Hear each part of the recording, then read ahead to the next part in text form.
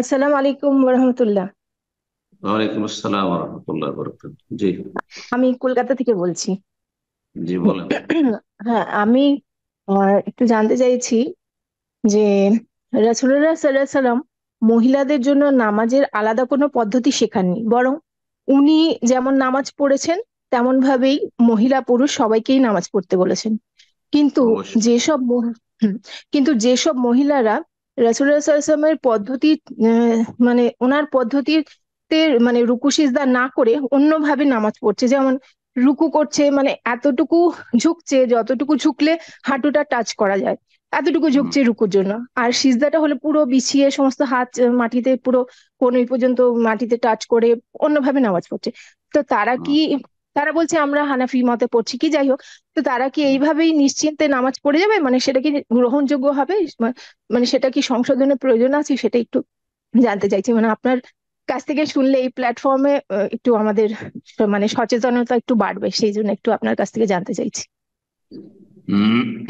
যারা রাসূলুল্লাহ সাল্লাল্লাহু আলাইহি ওয়াসাল্লামের মতো সালাত আদায় করেছে, সাল্লু কামা রাআইতুমুনি উসাল্লি, নবী সাল্লাল্লাহু আলাইহি ওয়াসাল্লাম বলেছেন তোমরা সালাত আদায় করো। আর এক্ষেত্রে পুরুষ নারীর কোনো পার্থক্য করেননি, সবাইকে সম্বোধন করে বলেছেন, কারণ তিনি নবী যেমন পুরুষদের তেমন নারীদের। তোমরা সালাত আদায় কামা রাআইতুমুনি উসাল্লি, যেমন আমাকে সালাত আদায় করতে দেখলে। যারা রসুল্লাহামের পদ্ধতিতে সলাত আদায় করে তারা হাসরের মাঠে বলতে পারে যে আল্লাহ, প্রথম যখন সলাতের হিসাব শুরু হবে, আল্লাহ তোমার নবীর মতো আমরা সলাত আদায় করেছিলাম। পক্ষান্তরে যারা বলছে আমরা হানাফির নামাজ পড়ছি, তারা হাসর মাঠে বলার জন্য কি প্রস্তুত আছে যে আমরা, আল্লাহ আমরা হানাফির নামাজ পড়ে এসেছি, আমরা মালিকির নামাজ পড়ে এসেছি, আমরা শাফির নামাজ পড়ে এসেছি বলার জন্য প্রস্তুত আছে? যদি প্রস্তুত থাকে তাহলে আমাদের কোনো আপত্তি নেই, হ্যাঁ, আমাদের কোনো ক্ষতি নেই। তারা তখন রবের সাথে, হ্যাঁ, তাদের মামলা হবে। আল্লাহ তাদের সালাত কবুল করলে তো আলহামদুলিল্লাহ ভালোই হলো, আর না কবুল হলে তাদের দুর্দশার কিছু শেষ থাকবে না।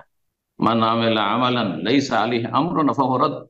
কেউ যদি এমন কোন আমল করলো যেটি নবী সাল্লাল্লাহু আলাইহি ওয়াসাল্লামের আদর্শ নয়, সেটা প্রত্যাখ্যাত। এই ঝুঁকি তো অবশ্যই আছে, এই ঝুঁকি তাদের জন্য অবশ্যই আছে। আল্লাহ হেফাজত করুন, বিদআত থেকে বেঁচে থাকার তৌফিক দান করুন, সুন্নাহ মোতাবেক ইবাদত বন্দেগীর তৌফিক দান করুন।